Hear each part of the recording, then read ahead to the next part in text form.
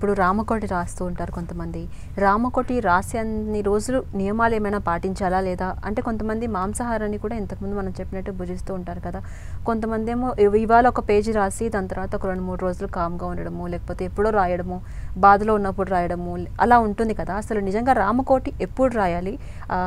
రాసేంత వరకు నియమాలు ఏమైనా పాటించాలా? ఏం చెప్తారు? ఇక్కడ రామకోటి రాయాలి అని గనక పెట్టుకుంటే అంటే రామకోటి అంటే కోటి అయితే ఎవరు రాయట్లేదు ఇవాళ. అవును. కోటి సార్లు శ్రీరామ అని రాయటం అనేది ఎవరూ చేయట్లేదు కదా. ఒక పుస్తకం ఉంటుంది, దాంట్లో 10,000 నామాలు 15,000 నామాలు పట్టేంత పుస్తకం ఉంటుంది, 1,00,000 నామాలు ఉంటుంది.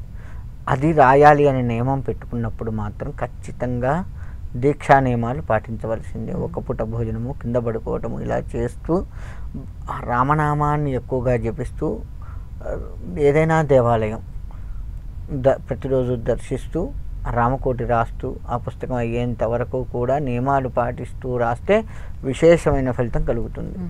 అంతేకాని ఇవాళ నేను ఒక 10 పేజీలు రాశాను, ఇంకా రాయకుండా మళ్ళీ నాకేదో బాధ కలిగినప్పుడు 3 పిల్లలు కొట్టుకోనో లేదా అత్తమామలు కొట్టుకోనో ఏదో ఫ్రెండ్స్తో కొట్టుకోనో ఏదో బాధ కలిగినప్పుడు ఆ బాధకు రామకోటి రాద్దామని అట్లా రాయటం ఇది కరెక్ట్ కాదు.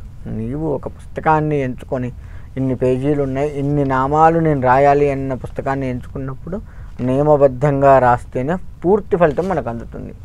భగవంతుడి విషయంలో ఖచ్చితంగా నియమాలు పాటించాల్సిందే. ఏ భగవంతుడి పూజ చేసినా ఏది చేసినా పాటించాల్సిందే. రామకోటిలో కూడా అదే నియమాలు పాటించాలి, తప్పదు.